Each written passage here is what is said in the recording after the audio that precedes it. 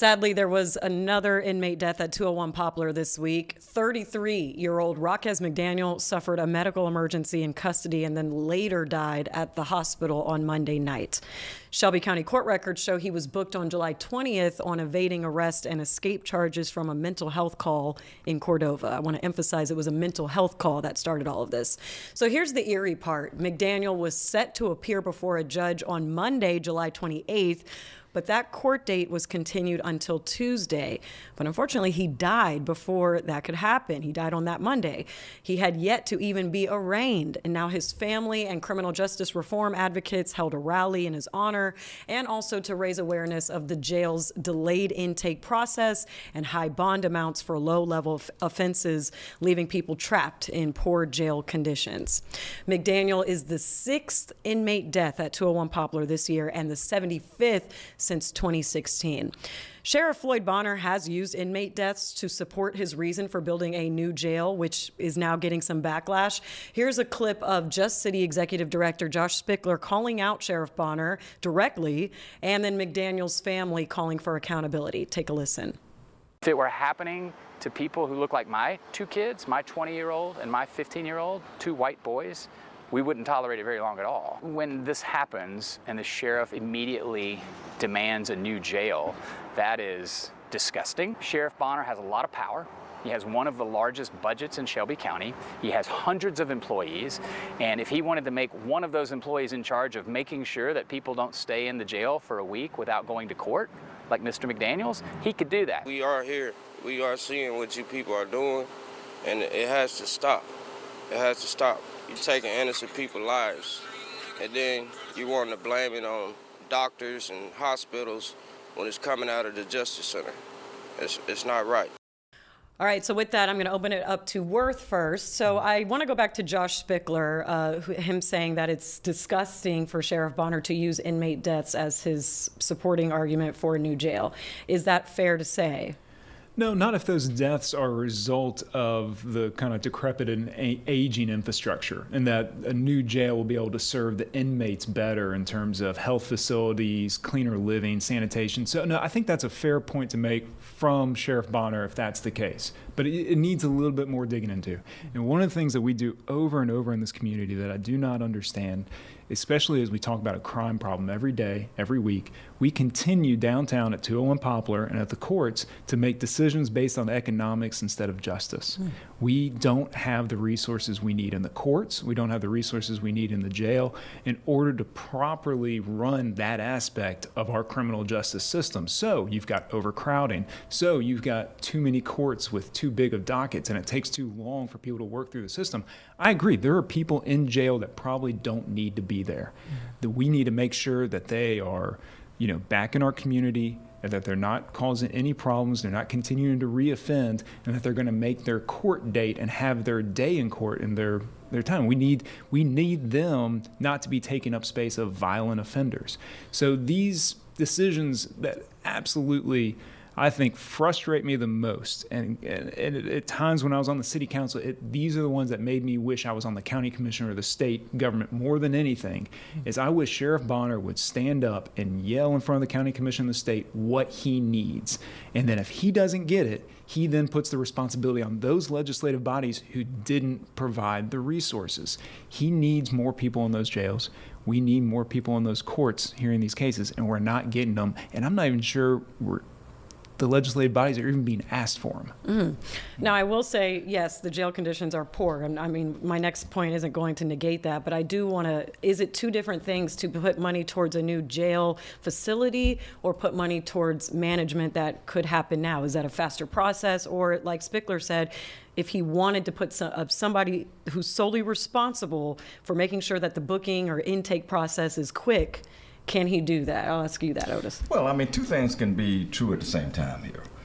It can be true that Sheriff Bonner is screaming to the rooftops and has been about the fact that we need a new jail, we need a better facilities, this is falling apart. That might be true.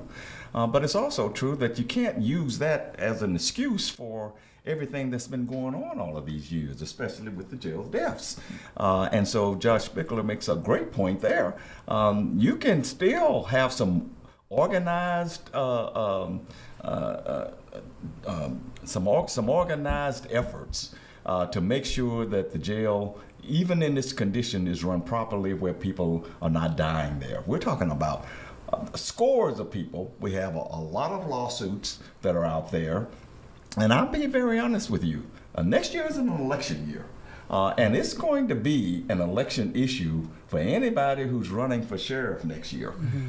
And Sheriff Bonner is term limited, so he's not going to have to run for re-election. But anybody who is in the sheriff's department now, who's thinking about running, and there's at least one that I know of. Anthony Buckner. And let's call his name. Yeah. Anthony Buckner. He is the chief deputy Of the jail. of the jail. And if he's serious about running for sheriff, he's going to have to answer for this too. And I guarantee you there are going to be some candidates, Democrats and Republicans, who are going to make the jail conditions an issue. So no, I mean, you can't hide behind just the fact that we need a new jail. Yeah, this will be a constant conversation leading up to the election.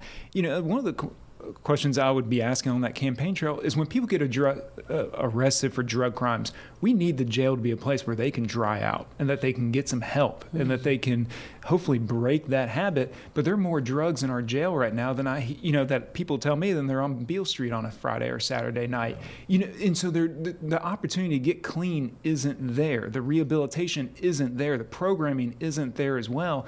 And so you have these people who go there in jail, and it's just a continuous cycle of reoffending. So anybody that, through Just City that's being bailed out now, I'm not necessarily opposed to it, but we need to track two things with all these individuals. Are they reoffending while they're out awaiting court date? And are they making the court date? And any organization that is helping people get back on their feet and go through the system the right way is good in my book. Well, and $50,000, I mean, with all due respect, that's not going to go a long way with everybody. That's a Friday morning. It really is. And you'll have a lot of people left over. Yeah, so just to touch on what you all are mentioning, Just City held a presser, and they're leading a coalition of nonprofits to give $50,000 to a bail fund to free people, and again, accused of low-level nonviolent offenses from 201 Poplar. So you guys kind of gave breath to that already. I did want to mention back to the elections too, because Mayor Harris was very much staunch on his point that he was not going to give money for a new jail during his term. He's up. Obviously, there will be a new Shelby County mayor next year. Bonner's termed out as well. So maybe there will be a little bit more leeway with having a county mayor, because I've interviewed some of the candidates and they say maybe not a whole brand new building, but maybe moving it to another location. We need a safe, efficient facility that is bigger than we need. And the reason I want it to be bigger than we need is for those peak times, whatever it is throughout the year.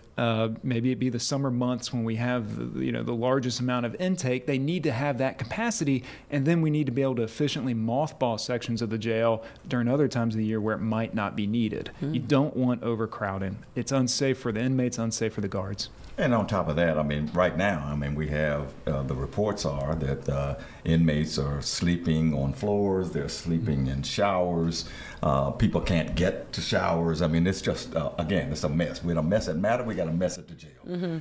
And yeah, we need a new facility, but in the you can't build a facility overnight. But what we can do is fix some of the management problems and some of the organizational problems over there. Josh Spickler is right on point on that. And we have to deal with that. And that's just a matter of leadership in my mind. And we're talking about, a lot of people try to disassociate when they hear inmates because they probably think, some people think like they deserve it, they're criminals. But we're talking about a mental health call when it comes to Rockes McDaniel, who got in on July 20th, and then a week later, maybe even more than a week, it takes that long for him to be in process. I don't even know if it was a fair process, and he dies right before his court hearing. And there's a major misconception. There's jail and prison. Jail is where you go where you're awaiting trial for the most part, and prison is where you go after you've been convicted. So when we're talking about the jail in 201 Poplar Avenue, these are people that have been arrested, possibly indicted, but still awaiting trial, and they have certain rights that those in prison do not. Yes, absolutely. That's a good point. All right.